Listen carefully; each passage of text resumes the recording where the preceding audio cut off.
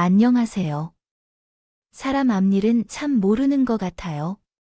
저는 남편을 만나 결혼 생활을 하면서 두 사람을 떠나보내는데 그게 저희 친정엄마와 제 첫째 아이가 그렇게 떠났어요. 그 이후로 저는 모진 시집살이를 겪게 됐죠. 이렇게는 살 수 없을 것 같아서 남편과도 이별하러 그 마음을 먹었고요. 근데 그때 다른 끊어졌던 인연을 되찾게 되면서 제 인생에도 다시 행복이 찾아왔답니다. 저는 서울의 명문대학교를 졸업하고 대기업에 다니고 있었어요. 대기업에 다니면서 모은 금액이 꽤 됐는데 그냥 저축만 하고 있기는 아깝다는 생각이 들었어요. 그래서 재테크를 한번 배워볼 생각으로 살 때부터 주식을 다니기 시작했는데 거기서 남편을 처음 만나게 됐어요. 남편은 투자회사를 다니는 펀드 매니저였다. 어린데도 저주 괴로운 돈이 많이 있다면서 저에게 사치 부리지 않고 돈을 착실히 모으는 사람이라고 늘 칭찬을 해줬어요. 론만이라 남편 역시 저와 비슷한 금액을 통장에 가지고 있었고요. 저와 남편 둘 다 돈을 헤프게 안 쓰고 잘 모으는 스타일이었어요. 또 서로 관심사도 비슷하다 보니 금세 친해지게 됐어요. 그렇게 알고 지내다가 사귀게 됐고 결혼 이야기도 나오게 됐고요. 나는 중학교에서 유학을 갔다가 대학교 졸업하고 한국에 들어와서 가족들이랑 보낸 시간이 그래서 결혼하면 부모님이랑 같이 살았으면 좋겠어. 정말 그럼 나랑은 결혼 못하겠다. 우리 엄마가 친할머니한테 시집살이를 아주 호되게 당하셨거나 이혼까지 하시게 됐고 말이야. 나는 그 모습을 옆에서 지켜봤기 때문에 가는 절대 못할 것 같아. 만약에 가에서 살고 싶으면 결혼은 다른 여자랑 해야 될 거야. 부분에서는 정말 천생분처럼 남편과 잘 맞았지만 결혼에 관한 생각은 많이 달랐어요. 특히 시부모를 모시고 살자고 싶다던 말에 저는 처음부터 그럼 나랑은 연애만 해야겠다고 못을 박았죠. 그러니 남편은 처음에는 고민을 심각하게 하다가 한참 후에 저에게 포을 했어요. 나랑 결혼하면 안 될 것 같아. 저번에 시댁 살리는 못한다고 했지. 내가 우리 부모님 모시고 살자 소리는 절대 안 할 테니까. 나랑 결혼해줘, 정말이야. 진심으로 부모님이랑 같이 안 살아도 되겠어? 결혼해서 말 바꾸거나 하는 거 아니지? 절대 말 안 바꿀게. 어머니가 시집살이 심하게 하셔서 이혼까지 하셨다며. 그럼 당신은 트라우마도 있을 것 같은데. 내가 계속 요구할 수 없을 것 같아. 그냥 우리 둘이 알콩달콩 살자. 남편의 말을 듣고 저는 바로 프로포즈를 수락했고 시댁에게 처음 인사를 드리러 갔어요. 아들한테 얘기 많이 들었어요. 까다로운 아이대 결혼하고 싶을 정도로 마음에 드는 여자가 있다는 것을 놀랐네요. 제가 눈이 높은데 좋다고 하는 거 보니 괜찮은 며느리 감에는 분명 틀림없는 것 같아요. 직접 보니 참하고 저도 마음에 드네요. 좋게 봐주셔서 감사해요, 어머니. 근데 내가 마음에 걸리는 게 하나 있어요. 이런 말 하는 게 좀 미안하기도 하지만 편모 가정이라 들었어요. 게다가 외동이라 하던데 맞나요? 네, 아버지랑 어머니가 제가 중학생 때 며느리 삼는데 크게 문제가 되는 걸까요? 부모님이 이혼하신 것 때문에 문제 삼는 게 아니라 살대가 안 맞으면 헤어질 수도 있죠. 그리고 그게 아가씨 잘못도 아니고요. 사실 걸리는 부분이 나중에 친정엄마 모시고 살아야 되는 거 아닌가 했어요. 우리는 결혼하면 같이 살았으면 좋겠어요. 얘기 들어서 알겠지만 우리가 아들을 초기 유학 보낸 거라서 같이 산 세월이 그리 길지가요. 않아요. 꼭 지금 당장 같이 살잔 말은 아니에요. 신혼 다 즐기고 나중에라도 같이 살았으면 좋겠는데 혹시라도 아가씨 어머니를 모시고 살게 되면 어쩌나 싶어서요. 나중에라도 양과 부모님을 다 모시고 살 수 없을 텐데 어쩌냐 하는 첫 만남부터 이런 이야기를 하시더라고요. 저는 남편이 자기 부모님에게 합과 문제에 대해 제대로 말하지 않은 줄 알았어요.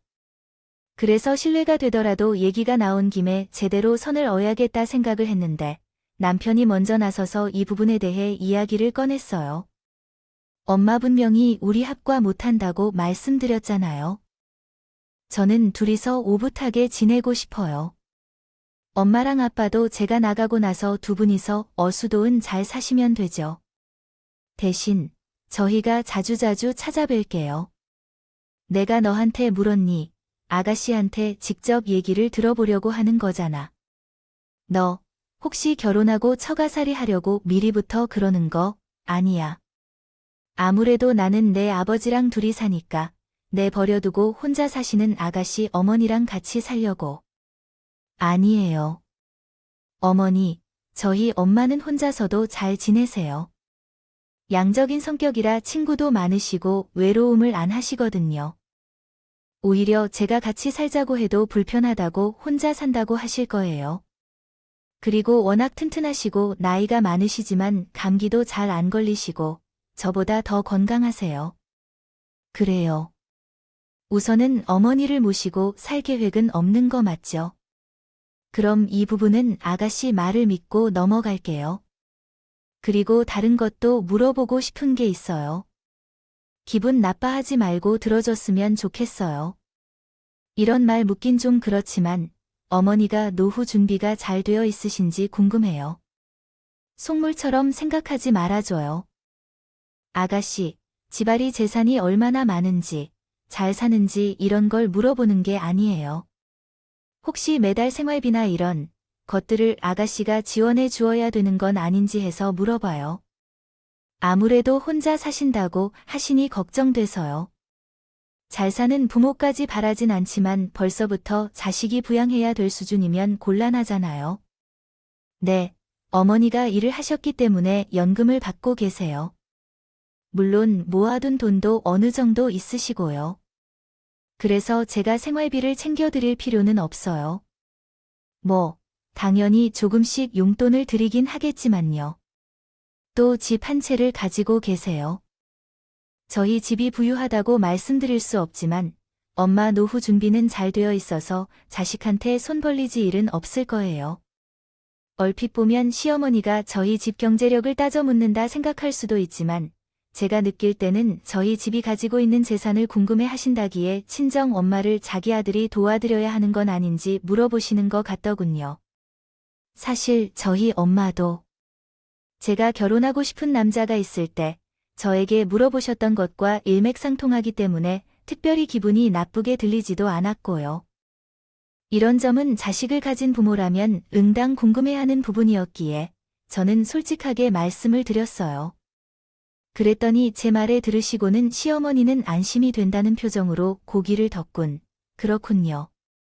조금은 수 있는 부분에 대해 초만에 물어서 미안해요. 그래도 아들 결혼시키라는 입장에서는 궁금했거든요. 직접 아가씨한테 들으니 안심되네요. 이후에 저희는 편안한 분위기로 식사를 마칠 수 있었어요. 그리고 남편의 부모님이 결혼을 승낙해 주셨고 저희는 결혼 준비를 하게 됐습니다. 시댁은 꽤나 잘 사는 집인 것 같았어요. 좋은 동네에 있고 큰 평수로 저희에게 지체를 해주셨죠. 그러면서 저에게도 그에 걸맞는 비싼 혼수와 예단을 요구하셨어요. 시댁에서 해주는 집에 비하면 그리 과하다 할 수 없었지만 객관적으로 돈이 많이 들어가긴 했어요. 저는 최대한 결혼은 제 힘으로 하고 싶었지만 혼수와 예단이 제가 혼자 부담할 수 있는 수준을 넘어서더라도 엄마가 해주시기에 무리가 있어 보였어요. 그래서 친정엄마와 이 부분에 대해서 이야기를 오랜 시간 나눴습니다. 집을 해주시는 건 참 고맙지만 요구하시는 혼수 예단이 너무 부담스러워. 시댁 너무 사치스러운 것 같기도 하고 엄마 생각은 어때? 나만 그렇게 생각하는 거 아니지? 그 집이 좀 잘 사는 집이잖아. 게다가 해주는 집값도 상당하고 사치스럽다. 그보단 기본적으로 눈이 높은 것 같다. 자기네한 별로 부담스러운 금액은 아니니 우리한테도 부담스럽지 않다 생각하는 것 같아. 상견례 때 보니 그리 돈 밝히는 사람들은 아닌 위와 같이 마침표 입력. 그런 것 같고 말이야. 그건 그래. 남편도 사치스럽지 않고 시부모님도 속물 같은 거 같진 않거든. 그럼 그냥 우리 집에서 하기 부담스러우니 혼수예를 줄인다고 할까? 그건 절대 안 돼. 너 처음부터 지키지 마라. 이번에는 엄마가 알아서 준비해 줄게. 넌 신경 쓰지 말고 결혼식 준비나 열심히 해. 엄마가 그리 큰 돈이 어디다. 그래, 집이라도 팔게? 엄마, 너 결혼시키려고 돈 많이 모아둔 하나밖에 없는 딸내미한테 이 정도도 못 해줄까 봐서 그래. 너 혼수예단은 엄마가 다 준비할 테니 걱정 마. 친정 엄마는 본인이 모아둔 돈이 있다면서 해준다고 하시더군요. 하도 신경이 쓰여서 저도 같이 보되긴 했는데 대부분 엄마가 진짜 다 해주셨어요. 심지어 시댁에서 요구한 혼수와 예단보 조금 더 좋게 해주시기까지 하시더군요. 그랬더니 시댁에서도 더 이상 친정만 모시고 사는 이야기나 친정만 노후 준비 이런 얘기들을 아예 하지도 않으셨어요. 그렇게 별다른 문제 없이 결혼을 하게 됐고 며느리가 되고 나서 시집살이를 시키지 않을까 걱정이 됐는데 시댁에서 엄청 잘해주셨어요. 덕분에 이웃 결혼 생활이 그리 힘들진 않았어요. 근데 문제가 시댁에서 해준 집이 시댁이랑 상당히 가까웠던 점이에요. 그래서 저도 회사를 다니고 있다 보니 딱히 평일에 만나거나 하는 일은 없었는데 주말에 자꾸 식사하자고 부르시는 게 조금 부담스럽긴 하더군요. 하지만 남편이 어릴 때 외국에 갔었기에 이제라도 자주 보고 싶다고 하셔서 거절할 수는 없었어요. 그리고 결혼 1년이 지나고 임신을 하게 됐답니다. 저는 회사를 그만두고 싶지 않아서 계속 회사를 다녔는데 결국 유산을 하고 말았어요. 제가 괜히 욕심 부리다가 유산을 한 것 같아서 아이에게도 너무 미안했고 죄책감이 크게 들어서 한동안은 정말 힘든 나날을 보냈어요. 그리고 1년 정도 뒤에 남편은 직장 내에서 부서를 옮기게 됐는데요. 원래는 해외 주식 투자 상품 개발 팀이었는데 개인 투자자들을 관리하고 모집하는 곳으로 가게 됐죠. 그래서 괜찮은 상품이 있다고 관심 있으면 들으라고 저에게 넌지시 제안을 하기도 했어요. 자기 실적도 올리고 제가 수익을 낼 수 있다고 하면서 말입니다. 그때마다 저는 제가 모아뒀던 돈을 투자하기도 했죠. 돈을 불리려는 욕심보다는 남편 실적을 올려주려고 말입니다. 그래서 시댁에서도 꽤나 많이 들어줬는데요. 친정엄마는 거의 남편이 권하는 투자 상품에 돈을 내놓지 않으셨고 남편이 가끔 장모님 서운하다고 말을 하기도 했었죠. 그리고 2년간 노력을 했지만 아이가 들어서지 않았어요. 상황이 이렇다 보니 시댁에서도 아이 얘기를 자주 했고요. 그럴 때마다 남편은 아이에 없어서 신혼 같아 좋다고 말을 했지만 친정엄마가 더 걱정을 많이 하셨답니다. 사실 친정엄마는 저를 낳고 아이가 더 들어서지 않아서 할머니가 심하게 구박하는 바람에 이혼을 하셨거든요. 그래서 저보다도 더 아이가 들어서지 않는 문제에 대해 예민하게 오셨어요. 친정집에 갔을 때마다 엄마가 아이 문제로 걱정을 하면 제가 늘 엄마를 안심시키기에 바빴고요. 괜찮아. 시댁에서도 별말 없고 시어머니가 아이 얘기할 때마다 남편이 옆에서 그러지 못하게 말해줘. 내 남편은 는 아빠랑은 다른 사람이야. 아빠는 친할머니가 대러 리을 아들 못 낳는다고 구박할 때마다 도와주지도 않았잖아. 심지어 술 먹고 들어오면 엄마한테 아들 못 낳는 거 밖까지 하고. 근데 내 남편은 그러진 않아. 사실 저는 아빠에 대한 원망이 컸어요. 엄마가 아빠랑 이혼한 제일 큰 이유가 친할머니의 구박이 있지만 저는 아빠 원망을 많이 했어요. 아빠가 옆에서 지켜줬더라면, 아빠가 친할머니와 멀어지고 엄마를 선택했더라면 엄마가 이혼하지 않지 않았을까 싶어서 말입니다. 그리고 맨날 아들 하는 친가 사람들과 아빠를 보면서 내가 필요 없는 존재인가 하는 생각이 들기도 했었어요. 그래서 부모님이 이혼한 후 저는 아빠와 연락을 하지 않았고 가끔 먼저 보고 싶다 연락을 하기도 했지만 가모진 말을 하면서 끊어냈고 엄마에게도 내 앞에선 아빠 얘기를 절대 하지 말라고 했고 엄마도 더 이상 아빠를 만나라고 말하지 않게 되셨죠. 결혼할 때도 연락하지 않았고요. 저는 아빠가 다른 여자와 재혼해서 아들 낳고 살고 있을 거라고 생각하고 있었어요. 그러다가 결혼하고 4년 만에 임신하게 됐어요.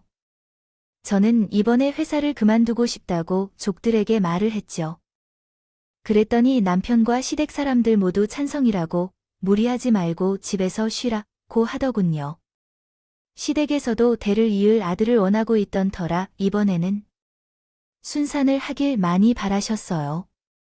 그렇게 저는 일을 그만두고 태교에 힘을 쓰게 됐답니다. 근데 제가 임신하고 5개월쯤 어렸을 무렵 갑자기 친정엄마가 교곤하게 되셨고 크게 다쳐서 혼수 상태로 원을 하시게 됐습니다. 사고 후 바로 병원으로 옮겨졌지만 한참을 의식을 못 찾으셨어요. 한 일주일을 그렇게 지내시다가 겨우 의식을 회복하긴 했는데 의사 말이 가망이 없다고 하더군요. 저는 친정엄마가 자는 밤에는 날마다 울었고 친정엄마가 깨어있을 때에는 늘 옆에서 병관호를 했어요. 근데 시댁 사람들은 친정엄마가 아픈데 그건 걱정하지 말고 몸 돌봐라 그러다가 또 아이 유산하면 어쩌냐 난리를 피우다. 저는 그런 시댁 사람들에게 화를 냈고 시부모님과 남편과 크게 싸우게 됐어요. 그리고 얼마 안 있다가 친정엄마가 돌아가시게 됐죠. 장례식장에 온 시부모와 남편은 그때 미안했다고 사과를 했고 제 옆에 있어 주더군요.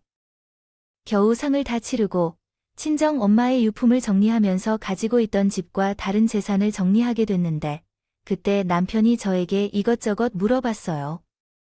근데 저한테 돌아오는 돈이 거의 없다는 걸 알고 화들짝 놀라더라고요.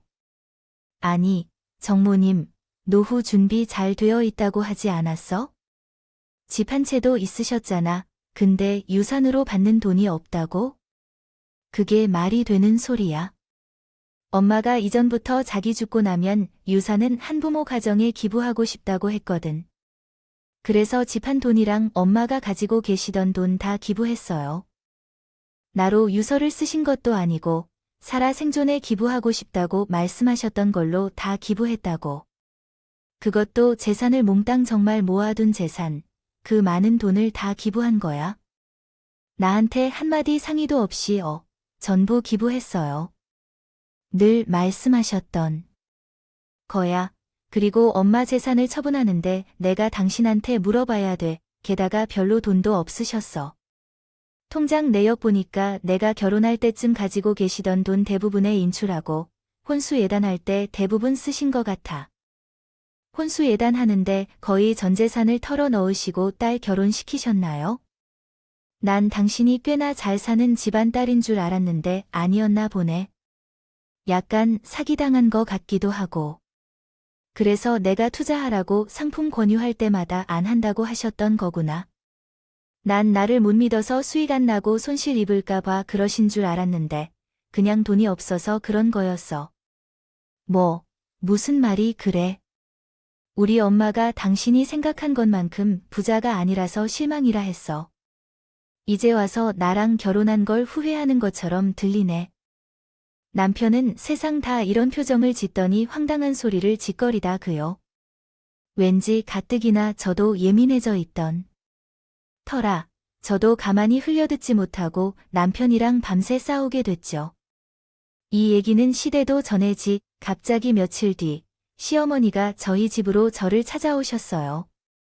네 남편 말이 너희 어머니 제 선탁 기부했다던데 그게 진짜 사실이냐?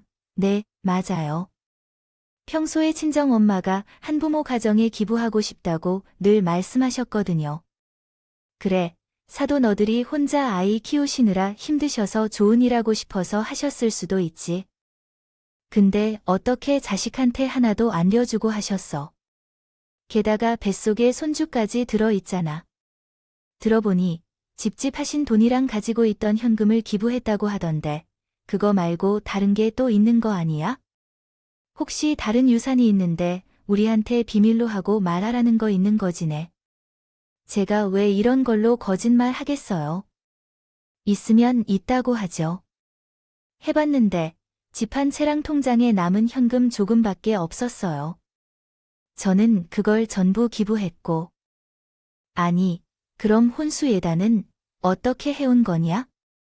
내가 일부러 너네 집 잘 사는지 테스트하려고 비싼 것들만 요구했던 거였는데 내가 요구했던 것보다 더 많이 해오지 않았어.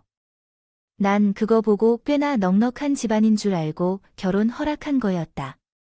이뱅이 말인 줄 알았으면 절대 결혼 안 시켰지. 알고 보니 시어머니는 혼수와 예단으로 저희 집이 잘 사는지 못 사는지 테스트했다고 하시더군요. 근데 제가 군소리 없이 요구했던 혼수와 예단을 해왔고 꽤나 재산이 있는 줄 알고 속으로 좋아하셨던 모양이었어요. 특히 제가 외동이 나중에 그걸 다 물려받을 수 있겠다 싶어서 오히려 더 마음에 들어 하셨던 거였고요. 너 그간 돈 모아둔 통장 좀 가지고 와봐라. 우리 아들이 너 회사 다니면서 착실히 모은 돈도 꽤 있다고 했었는데 지금 어떻게 됐는지 한번 확인해 보자네. 엄마가 가지고 있던 현금도 별로 없던 거면 생활비도 충분치 않으셨을 텐데 내가 몰래 생활비로 큰 돈을 주고 있었던 건지 내가 확인해 봐야겠어. 갑자기 시어머니는 제가 돈을 어떻게 쓰고 있었는지 확인해야겠다. 며 갑자기 통장들을 요구했어요. 저는 보여주고 싶지 않다고 했지만 하도 난리를 피는 통에 짜증이 나서 그냥 보여드렸죠. 사실 저도 모아둔 돈은 별로 없었긴 했거든요. 결혼할 때 보인 것도 있고 결혼 이후에는 남편 실적을 위해서 가지고 있던 돈들을 남편이 추천한 상품을 사는데 많이 쓰기도 했었고요. 여기요. 이거 보여드릴 테니 이제 그만하고 얼른 집으로 돌아가세요. 어떻게 가지고 있는 돈이 이거밖에 없어? 내가 들었던 바로는 이거에 몇 배가 되는 돈을 결혼 전에 가지고 있다고 내 남편한테 들었는데 그 돈 다 어디로 갔어? 너 결혼하고 내 엄마한테 돈 많이 건네보다 저 결혼하고 친정 엄마한테 큰 돈을 드린 적은 없어요. 가끔 용돈을 건네드린 게 전부였죠. 그리고 제가 회사를 그만두고는 제 힘으로 벌어오는 돈이 없어서 그것마저도 못 드렸고요. 지금 통장에 이거밖에 없는 이유는 가진 돈을 남편이 권유하는 투자 상품에 넣어서 그래요. 어머니도 남편 실적 때문에 이것저것 많이 가입하셨나요? 여기 한번 확인해 보세요. 다 남편에서 이름으로 빠져나갔잖아요. 저는 일일이 통장에서 돈이 빠져나가는 내역을 보여드렸어요. 가입한 상품들의 금액을 더하면 꽤나 큰 돈을 가지고 있어요. 다 합치면 남편이랑 결혼하기 전에 가지고 있던 돈보다 더 많아요. 거짓말하는 것 같으면 직접 한 번 더 해보세요. 이게 다 무슨 소용이냐? 지금 가지고 있는 돈은 그럼 하나도 없는 건데요. 요즘의 생활비는 어떻게 하고 있어요? 너 가계부 같은 거 가져와 봐라. 저도 아뇨. 짜증이 나서 가게를 시외세게 던져주고 가지고 집에 가서 보라고 하고 집 밖으로 쫓아냈어요. 그리고 그날 저는 남편에게 제가 투자한 돈을 다시 타라고 했죠. 오늘 어머니가 오셔서 돈 가지고 난리 치시더니 없는데 그거 가지고 트집을 얼마나 잡으시는 회사 그만둔 상태라 당신 카드로 생활하고 있는데 이거 가지고도 나중에 문제 삼으실 것 같아. 그러니 마이너스라도 상관없으니까 그냥 해지하고 현금으로 바꿔서 보내줘. 아이, 안 돼. 아직 수익이 크지 않아서 지금 해지하면 손해가 크다고.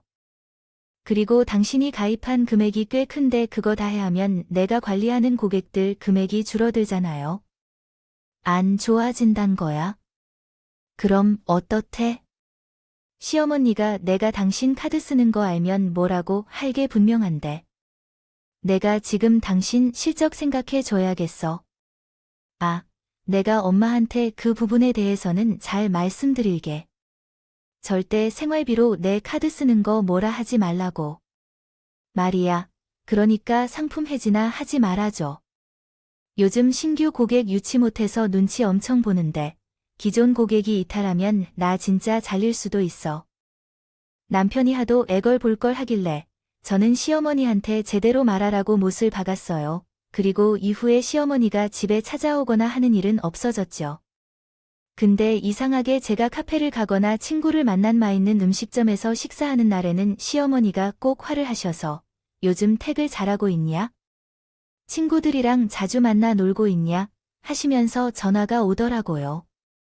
왠지 말씀하시는 게 제가 하루 종일 뭐라고 돌아다니는지 알고 계신 듯한 느낌이 강하게 들었어요.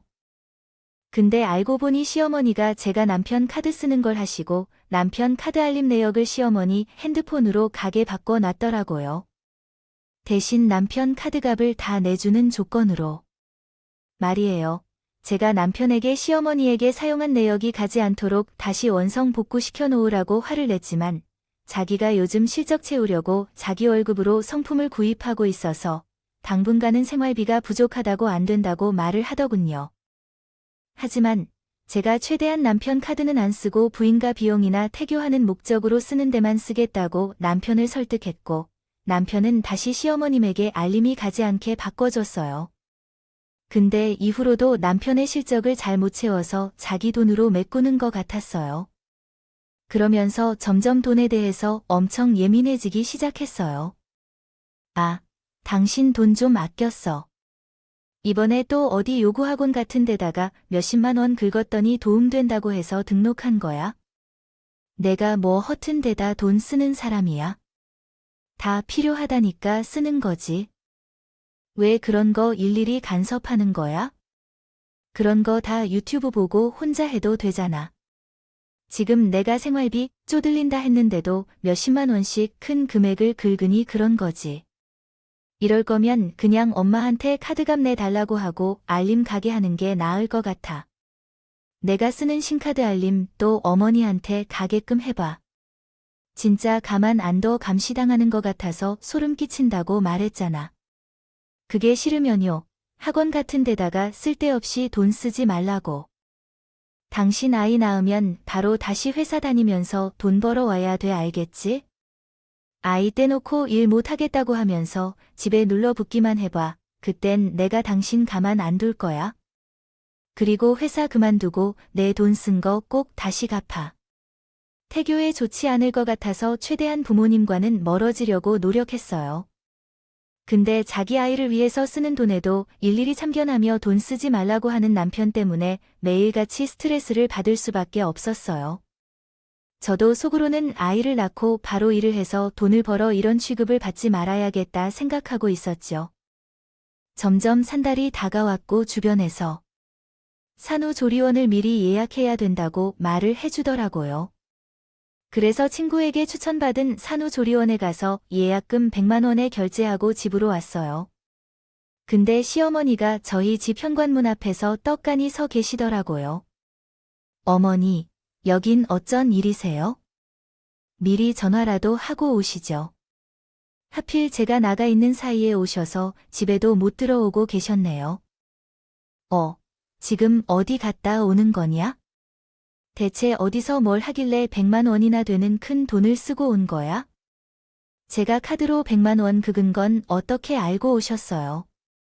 그의 카드값도 어머니가 내주시고 사용 내역 알림 받고 계셨어요. 그래요?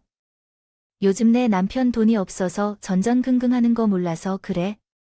하도 안쓰러워서 내가 대신 카드값 내주고 알림 받고 있었다. 대체 언제부터 제가 뭐 하고 돌아다니는지 감시하는 거예요? 언제부터 그런 게 뭐가 중요해네. 남편이 너한테는 절대 티내지 말라고 해서 그간 아무 소리 안 하고 있었는데 100만 원 긁은 거 보고 화딱지가 나서 내가 이렇게 달려왔다. 넌 벌이도 없는 게 씀씀이가 그렇게 커서 어떻게 하려고 그래? 돈 받아올 친정도 없는 주제 우리 아들 걷어내려고 그래? 저 오늘 산후조리 미리 예약하고 온 거예요. 출산하고 자리 없으면 못 들어갈 수도 있다고 해서요. 이제 최산 몇 달 안 남았잖아요. 넌 왜 그걸 미리 예약하니? 그러다가 예전처럼 유산이라 하면 어쩌려고? 그런 환불 못 받는 거 아니야네. 지금 유산 얘기가 왜 나와요? 아이 잘 크고 있어요. 그 업 함부로 말하지 마세요. 아이가 뱃속에서 다 들어요. 그건 모르지. 내가 몸이 허약해서 첫째 아이가 그렇게 됐는데 둘째 아이라고 멀쩡할지 누가 알아? 그리고 지금 아들인지 딸인지도 모르는데 산후조리를 왜 예약하니? 너 딸 나오면 그런 데 갈? 필요도 없어. 오늘 예약했으니 취소해 달라고 하면 해줄 거다. 그런 다음 와라. 내가 아들이든 딸이든 상관없어. 다 똑같은 손주인데 아들이 아니면 필요 없어. 대를 이을 아들만 나와. 그게 내가 우리 집에서 할 몫이야. 어차피 집에 산도 없어서 다른 걸로 우리 집에 기할 수 없으니까 아들이라도 줘야 해. 제가 이 집에서 애를 낳으려고 결혼한 줄 아세요. 그러다 딸이면 어쩌시려고요? 저를 내 쪽이라도 하시게요. 너 닮은 딸이면 다 필요 없어. 그럼 너는 산후조리고 뭐고 아이 낳고 몸조리할 생각도 말고 그냥 다시 회사나 다니면서 돈을 벌어오면 된다. 한참 시어머니랑 있었는데 남편이 퇴근해서 왔어요. 야기를 남편에게 했죠. 남편은 제 편을 들 줄 알았는데요. 아니더군요. 당신은 그 큰 돈을 쓰는데 나한테 상의 한마디로 안 했어네. 돈도 아닌데 함부로 쓰니까 엄마가 저러는 거야? 잘못했다 해. 내가 뭘 잘못했다고 사과를 해. 내가 카드가 빨리면 어머니로 바꾼 거나 나한테 사과해. 엄마가 돈 내줘서 내가 그동안 스트레스 안 받고 돈 펑펑 쓰고 다닌 거야 알아. 시부모에게 이따위로 행동하는 아내 이제 필요 없어. 자꾸 집에 큰 소리 나게 할 거면 나가. 뭐, 나가라고 하면 내가 못 나갈 줄 알고 지금 당장 나갈 테니까. 나한테 집에 돌아와 달라고 연락이나 하지 마. 친정도 없는 게 어딜 간다고. 어차피 너한테 이제 남은 가족은 우리밖에 없잖아. 괜한 자존심 부리지 말고 엄마한테 잘못했다고 해. 그럼 내가 이번에 용서해 줄게. 그래, 죄송합니다. 잘못했습니다 하면서 고개 숙이고 사과하면 내가 이번 일은 더 이상 뭐라고 하지 않을게. 두 모자는 제가 집을 나간다고 소리를 쳤어요. 친정아빠 없는 게 자존심만 부린다며 제 앞에서 비아냥거리고 깔깔거리더군요. 전 바로 휴대폰이랑 지갑만 챙겨서 나왔어요. 그리고 친정아빠한테 연락했어. 사실 엄마가 돌아가시기 전에 저에게 친정아빠에 대해 얘기를 해주셨어요. 알고 보니 아빠는 이혼하고 엄마에게 양육비 겸 생활비를 보내줬다고 하시더군요. 그 덕에 제가 부족함 없이 공부할 수 있었고 가지고 있던 집도 아빠가 산 거였어요. 그리고 이후에도 가끔 제 소식을 전하려고 연락을 주고받았다고 해요. 고등학교 정규 몇 등 했다. 어떤 대학교를 갔다. 이번에 대학교 학점은 몇이다. 이런 것들까지 말이에요. 그러다가 제가 결혼한다는 소식도 전했는데 아빠는 결혼식장에 오고 싶다고 했지만 제가 싫어해서 오지 않으셨다 하시더군요. 대신 혼수 예단할 때 돈을 보태줘서 시댁에서 요구하는 만큼 할 수 있었다고 엄마는 아빠가 그때 엄마에게 그렇게 행동했던 것을 미안하다고 뒤늦게 사과한다고 했어요. 그리고 엄마에게 다시 합치자 여러 번 말했지만 시어머니가 싫어서 안 된다고 거절했어. 결국 부모님의 재결합은 이루어지지 않았지만 두 분 모두 재혼을 하지 않고 지냈다고 합니다. 그러면서 친정 엄마는 기가 죽고 나서 줄 사람이 필요하면 아빠에게 연락하라고 연락처를 알려주셨죠. 그래서 저는 집에서 나와서 아빠에게 연락을 했고 아빠가 사는 집에 들어가 지내게 됐어요. 남편은 계속 연락이 없었어요. 그리고 출산하게 됐는데 아들이 태어났어요. 저는 산후조리원 대신 친할머니가 사시던 시골집에서 산후조리를 하기로 하고 태어나기로 친정과 얘기를 했죠.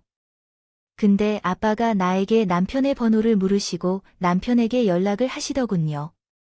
아들이 태어났으니 와서 보고 가라고 말했습니다. 아빠는 제 앞에서 남편에게 내일 2013으로 오라고 하셨어요. 근데 남편에게 오라고 한 시간에 문 밖에 서 있다가 남편에게 제가 방금 퇴원해 시골 할머니의 집으로 갔다. 고 그러면서 주소 찍어줄 테니 주말에 다시 이 주소로 찾아가라고 하고 남편을 돌려보내셨죠. 아빠, 제가 버젓이 아직 병실에 있는데 왜 태어났다고 말씀하신 거예요? 아이 보여주기 싫으시면 그냥 남편에게 연락 안 하셨으면 됐잖아요. 그래도 아버지인데 자식 얼굴을 한번 봐줘야 되지 않겠어? 근데 내 딸을 그렇게 고생시켰다 갔다 고생키려고 했지. 주말엔 내가 싫어도 남편이랑 만나서 이야기 한번 해봐. 그래도 아이 아버지잖아. 내가 이혼한다면 말리진 않겠지만 그래도 가난하게 아버지 없이 키우는 건 다시 한번 생각해 봤으면 한다. 저는 우선 알겠다 고 하고 주말에 할머니 집으로 오면 남편이랑 이야기해 보겠다고 했어요. 그리고 다음날 할머니네 집으로 내려갔습니다. 남편은 아빠가 알려준 우리 할머니 댁으로 주말에 찾아왔어요. 친정 아빠는 방에 계셨고 제가 현관문을 열어줬습니다. 근데 남편은 혼자 온 게 아니었어요. 옆에 시어머니가 따라왔더군요. 싫은 사람을 2명이나 한꺼번에 보니 저도 모르게 인상이 찌어 당신 혼자만 오는 게 아니었어.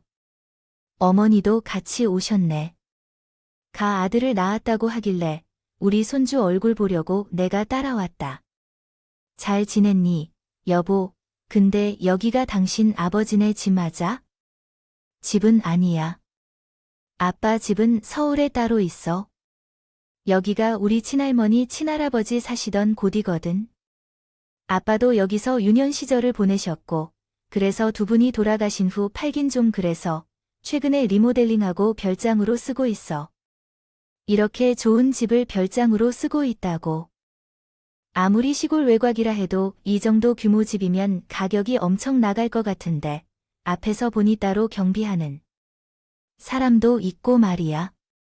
아빠가 여기 자주 오지 못하시니까 경배할 겸 관리해 주시는 분을 따로 두고 있어. 집에 사람 없으면 금방잖아. 근데 혹시 당신 아버지가 광명건설 회장님이 마을에 들어올 때 보니까 플랜카드로 광명건설 회장 손주 봐서 오늘이랑 내일 마을 외관에서 잔치한다 쓰여 있던데. 집 때문에도 오늘 잔치이니 꼭 참석하라고 쓰여 있고. 맞아. 우리 아빠 회사 맞아. 집에 오자마자 아이에게는 묻지도 않고 마을 입구에 있던 플랜카드를 보면서 바로 저희 아빠가 건설 회장이고 슬쩍 물어보더군요. 사실 저희 아빠는 엄청 부자였어요. 꽤 규모가 큰 건설 회사 회장님이었다. 물려받은 땅과 재산도 엄청 많이 가지고 계셨죠. 그래서 친정 엄마가 기부하겠다고 했을 때 고민 없이 엄마 뜻을 달았고요. 어차피 아빠에게 받은 재산이라 그게 아깝다. 그나 생각이 들지 않았습니다. 친정아빠는 날 때부터 반면에 돌아가신 친정엄마는 별 볼 일 없는 집안의 딸이었고 친할머니께서 처음부터 결혼 반대를 굉장히 심하게 하셨다고 해요. 그래서 신혼 초부터 온갖 구박을 다 당하셨다고 하더군요. 게다가 사업을 물려받을 손자까지 낳지 못하니 친할머니의 괴롭힘이 너무 심해지게 됐고 결국 친정엄마는 시집살이를 견디지 못하고 이혼하게 되신 거였습니다. 할머니네 집이 계시던 곳은 아직 개발이 덜 된 시골 마을이었어요. 지금은 할머니가 돌아가시고 없어서 아빠가 서울집에서 생활하시다가 가끔 머리이 그어 들리는 별장처럼 쓰고 있죠. 시골집이라곤 하지만 돈이 대대로 많았던 층가 있기에 거의 궁궐 정도의 크기의 집에다가 최근엔 새로 리모델링을 해서 TV 나올 법한 고급스러운 별장 느낌이 물씬 풍겼어요. 큰 단독주택으로 높은 담벼락도 놓여 있어서 이 집만 떼어놓고 보면 서울 부자 동네에 있을 법한 외관을 가지고 있었죠. 친할아버지가 마을에서 오랜 기간 이장을 하셨고 친정아빠도 자주 시골집에 내려오셔서 마을 사람들이랑 지속적으로 왕래를 하고 계셨어요. 그래서 제가 아이 낳은 것을 동네 사람들이 다 알고 있었고 아이의 탄생을 축하하기 위해서 아이 친정아빠가 마을의 잔치를 여시게 된 거죠. 여러 사람들의 축복을 받으면 아이에게도 좋을 거라고 말이에요. 그래서 마을 입구부터 아빠가 손조 탄생을 축하하는 플랜카드를 크게 걸어두고 시골집 대문 앞에는 주말은 마을 회관에서 잔치가 열리니 꼭 참석하려는 플랜카드를 걸어뒀죠. 그래서 남편이 제가 친정아빠에 대해 말하지 않아도 대충 어떤 사람인지 어림짐작을 할 수 있었던 겁니다. 근데 참 웃긴 게 처음에는 긴가민가 하는 표정으로 저를 대하던 시어머니와 남편은 제가 친정아빠가 건설에서 회장님이라고 말을 하니 그 뒤부터 얼굴에 화색이 돌더군요. 그리곤 괜히 제 걱정하는 척을 하기 시작했어요. 아유, 그래. 근데 아무리 여기가 좋다고 하지만 아이를면 몸조리하러 산후조리원에 들어가서 쉬면서 관리받아야지. 왜 가정집에 있어? 당장 서울로 올라가자. 내가 서울의 최고급 산후조리원으로 예약해 둘 테니까. 어머니, 이전에는 제가 산후조리원 예약했다고 뭐라고 하지 않으셨어요? 아, 제가 아들 나왔으니까 어머니가 어머니 돈으로 내주신다는 말이세요? 아니야. 그때 내가 말 실수했다. 아들이든 딸이든 내 손주로 낳았는데 사오저 입원해서 쉬어야지. 갑자기 카드로 큰 돈을 긁으니까 내가 깜짝 놀라서 너한테 실연한 거야. 미안하다. 내가 이렇게 사과하마. 마음 풀어라. 그래. 당신이 그렇게 나가고 난 뒤에 우리가 얼마나 걱정을 했다고. 우선 산허 가서 몸조리하고 이제 얼른 집으로 들어와. 언제까지 장인어른 신세를 질 순 없잖아. 시어머니와 남편은 얼른 서울로 올라가자고 말을 했고 그 소리를 들은 친정아빠가 안방문을 열고 저희가 모여 있던 거실로 나오셨어요. 아닙니다. 그런 산후 어려움보다 여기가 훨씬 몸 푸는데 도움될 겁니다. 아무리 비싸고 고급지다고 해도 좁은 방 안에만 갇혀 있어야 되지 않습니까? 여기서 지내면 이 집을 혼자 다 쓸 수 있는데요. 게다가 밖에 공기도 좋아서 산책하기도 좋고요. 그리고 우리 딸을 위해서 서울에서 능력 있는 사루 마사지사랑 사루 조리사 집에 불러서 상주시키고 있어요. 아이고, 사돈어른 맞으시죠? 처음 뵙겠습니다. 어른이 미리 다 준비를 해요. 제가 친정엄마처럼 잘 챙겼어야 됐는데 조금 부족했네요. 말씀을 들어보니 서울에 있는 그런 산후조리원보다 여기서 지내는 게 더 좋겠어요. 시어머니는 아랫사람이 윗사람 대 아들 고기를 연신 숙이면서 친정 아빠한테 빌거. 그와 함께 남편은 장인은 말씀이 다 맞다고 실실 웃으면서 끄덕이고 있었죠. 근데 언제까지 거실에 이렇게 계실 겁니까? 아이 보러 오신 거 아니었어요? 어머, 내 정신 좀 봐. 우리 이쁘고 착한 며느리, 오랜만에 보니 반가워서 이런저런 얘기하다 깜빡했네요. 그리고 그제야 아이를 벌어 방으로 들어갔어요. 그러고는 아이를 안고 거실로 나오시더니 이런 말을 하더군요. 아이고, 예뻐라. 내가 광명건설 후계자나 아주 왜 할아버지를 쏙 빼닮았네. 할아버지 닮아서 경영도 잘하겠다. 아, 그니까요. 저랑 제 와이프는 안 닮고 장인 오른을 빼다 박았네요. 친정아빠가 회사를 물려주겠다는 말을 한 적도 없는데 갓난 아기에게 건설에서 회장이 되겠다며 한박 웃음을 짓는데 그 모습을 보니 소름 쫙 끼쳤어요. 그래, 아가야, 너는 언제쯤 서울로 올라올 생각이니?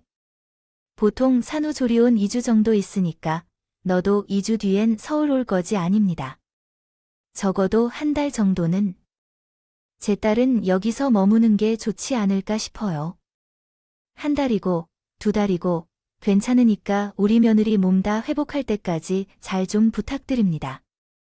그래, 여보. 푹 쉬다가 몸 다 풀리면 그때 집으로 들어와. 내가 엄마랑 주말마다 아이랑 당신 보러 주말마다 내려올게. 아니, 주말마다 올 필요 없어. 그리고 나는 서울로 올라가도 아빠랑 살 거야.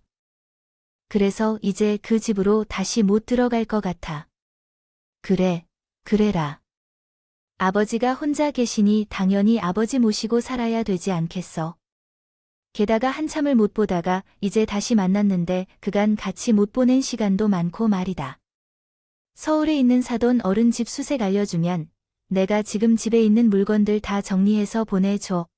그 집은 부동산에 전세 내놓을 테니 그 집을 왜 전세 내놓으려고 하세요? 그럼 남편은 어디서 지내라고? 어디서 지내긴, 내가 창인. 어은네 집에서 지내며 우리 아들도 거기서 지내야지. 아들, 처 가사를 시키기 싫다고 저한테 말씀하시지 않으셨어요. 그래서 결혼 전부터 저한테 호른이 나중에 모시고 살아야 되는 거 아니냐고, 그러면 결혼 못 시킨다고 하셨잖아요. 저가 살이라니 혼자 계신 창이, 노은, 당연히 모시고 사는 게 맞지. 전에 너희 친정어머니도 내가 같이 모시고 살라고 했는데 네 혼자 지내시는 게 편하다고 하도 그러신 거 아니냐? 혹시 어머니 치매 걸리셨어요? 대체 언제 저희 엄마를 모시고 살려고 했어요? 친정아빠가 돈이 많은 거 아셨으니 재산 좀 빼돌리려고 갑자기 태도 바꾸신 거예요. 근데 어쩌죠? 어머니 아들은 처가살이 할 필요가 없어요. 왜냐면 제가 이혼해 버릴 거니까요. 뭐 갑자기 왜 그러냐? 우리랑 잘 지내지 않았어. 저번에 말 실수한 건 정말 미안하다 하지만 아이도 나왔는데 무슨 이혼이야? 한 번 더 생각해. 봐라. 제가 이혼 얘기를 꺼내자 남편이랑 시어머니가 애걸 보고하면서 다시 생각해 보라고 하시더군요. 제가 무반행을 보이자 친정 아빠에게 하소연하셨어요. 아이, 사돈어른. 나를 인연 만들 셈이 손주가 아빠 없이 자랐으면 좋겠어요. 어떻게 딸이 앞에서 이혼 운운하고 있는데 가만히 계시나요? 얼른 따님 좀 설득 좀 시켜보세요. 그간 제 딸이 그 집에서 당한 일은 다 들었습니다. 그래서 저는 제 딸이 이혼한다고 하면 그 의견을 지지해 줄 겁니다. 다 큰 어른인데 그 정도 의사결정은 스스로 할 수 있지 않겠습니까? 친정아빠는 시어머니에게 버럭 화를 내셨고 시어머니도 점점 언성을 높이면서 말씀하셨어요. 결국 관리인을 불러서 어머니와 남편을 내쫓아 버렸죠. 이후에 이혼 소송을 했는데 친정아빠가 유능한 변호사를 고용해준 덕에 양육권을 가지고 이혼할 수 있었어요. 그리고 지금은 친정아빠와 함께 살면서 아이를 키우고 있어요. 물론 저도 좋은 회사에 다시 취직을 했고 남편은 여전히 주변 사람들에게 투자를 권유하면서 실적 올리기 급급하다고 해요. 가끔 아이 때문에 연락할 때가 있는데 그때마다 저에게 투자할 생각 없냐? 아버님 투자할 생각 없냐? 면서 이야기를 자꾸 해서 저한테 욕을 먹고 있네요. 다시 그 시절로 돌아가서 고생할 생각은 없고 그 정도 겪어보고 참아봤으면 결혼에 대한 경험은 충분히 한 것 같습니다. 이제는 저 스스로를 더 챙기며 지내려고 합니다. 제 이야기 들어주셔서 감사하고요. 모두 좋은 하루 보내시길 바랄게요. 감사합니다. 오늘도 저희 채널에 와주셔서 감사드립니다. 더 좋은 이야기로 찾아뵙겠습니다.